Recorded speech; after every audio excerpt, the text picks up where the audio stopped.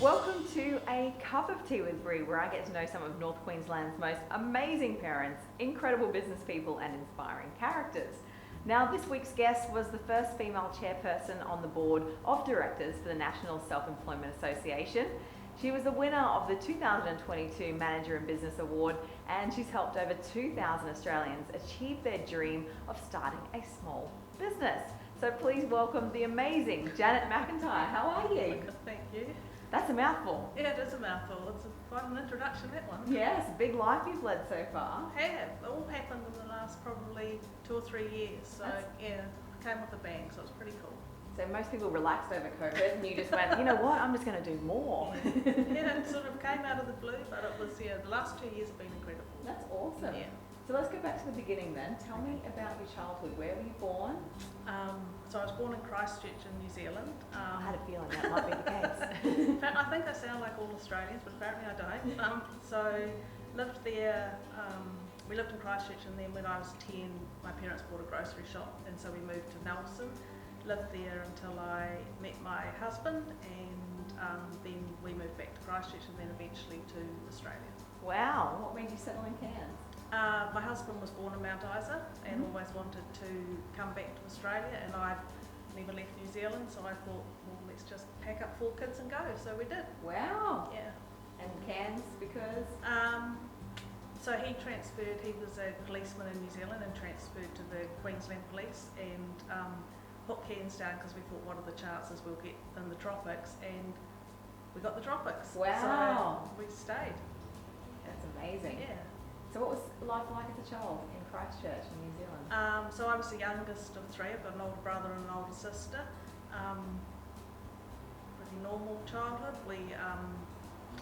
Mum worked part-time while she looked after the kids, and Dad worked at the local glass factory. So pretty average childhood. Lots of friends. Growing up, when Cameron and I got married, we bought a farm out in North Canterbury, so we raised the kids on a 50-acre farm. Oh wow. And that was pretty incredible. Yeah, I bet. Yeah, it was great. So I'm sure your kids have got lots of memories from their childhood as well. Well, you just never used to see them. They used to open the doors on the weekend, and they'd just go and play in the hedges, play in the barn, play in the paddocks, and then they'd come in when they were hungry or tired, and you never saw them for the weekend. It was a great upbringing for children. Not like these days, so it was lovely. Yeah, that's awesome. Yeah. So share with me, what did you want to be when you grew up? I wanted to be a police lady, but I was too short. So in those days, they had height restrictions, and I was a centimetre too short. So are you joking? No. So I worked for the New Zealand Police instead for 10 years, and met my husband, who's a policeman, and my elder son's a policeman. So I guess got my way, sort of roundabout way. But yeah, I was too short to join the police. Wow. Yeah. Who would have thought that was a thing? Yeah, well, not nowadays, but it was back then, way back then. So yeah, so they missed out. I don't know. Now that I've been married to a policeman, I'm pretty sure maybe I had the right job in the office. So, yeah, that's awesome. Yeah.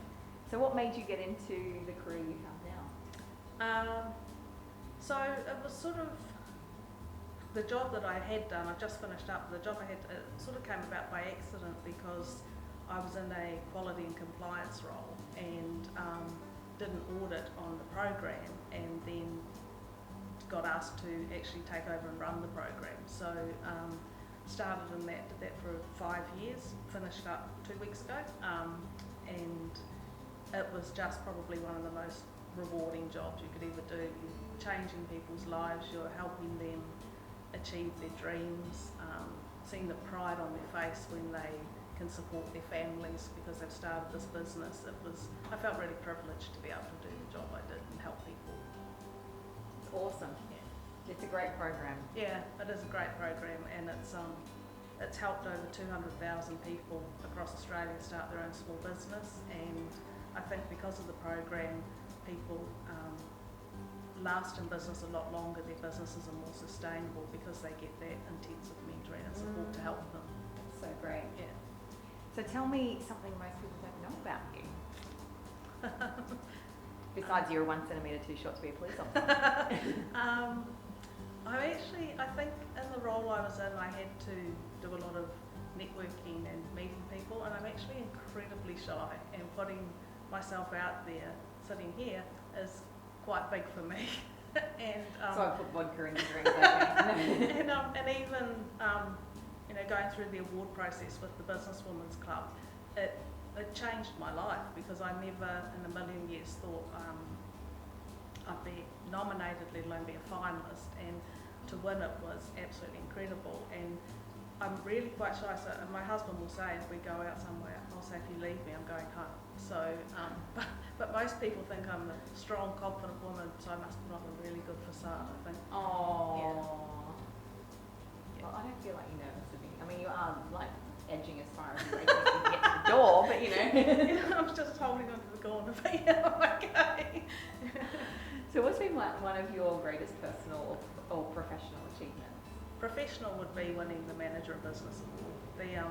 The Businesswomen's Club were incredible. I had a lady, Kay, who was just in my corner the whole time through the nomination process, and the application process is quite intense, and she was just always at the end of the phone, just checking in. And when I won the award, everybody in the community of the Businesswomen's Club were just incredible, so supportive, and they gave me so many opportunities that I would never have had, so I'm always very thankful for that. And I guess personal, I'm a mum to 4 pretty incredible kids, and I've got 4, soon to be 5, absolutely gorgeous grandchildren, so all sons, so all grandsons. So all sons and all grandsons? Oh no, I've got 1 daughter, 3 sons and 1 daughter, but I've got 5 soon to be grandsons, so it's pretty cool.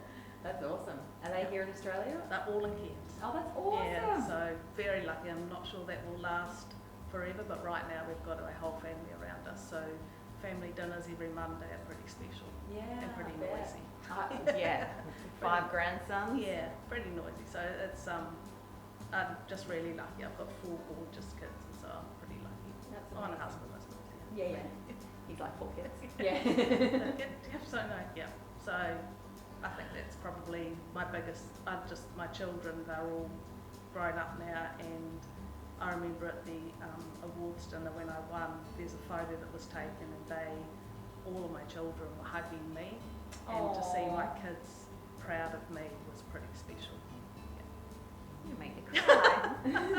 So yeah, that's a special moment. Yeah, well, seeing the kids proud of their mum was pretty cool, because it's normally the other way around, and the photo was just really special. So yeah, that's awesome. Yeah, what a beautiful moment. Yeah, it was.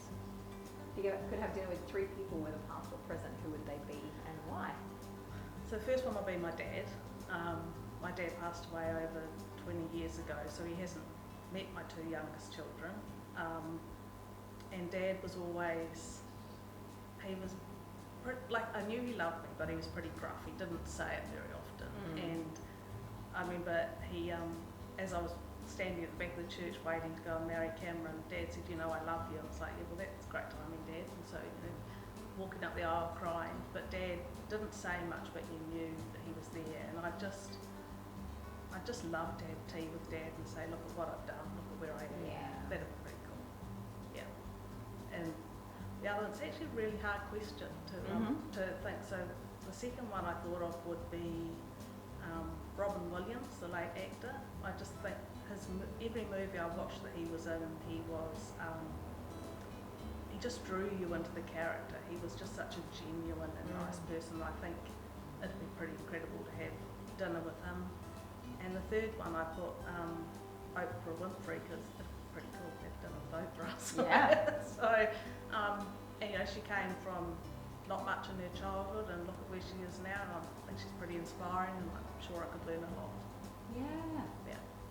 Best piece of advice, my final question. What's the best piece of advice you've ever been given? It's probably pretty cliche, but treat others as you want to be treated. It doesn't take much or cost anything to be polite, be kind, and be respectful.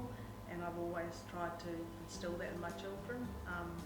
And you never know, if you take the time to say good morning to someone, what a difference it could make in their life. So just be kind to people. A lot of lonely people out there. Yeah.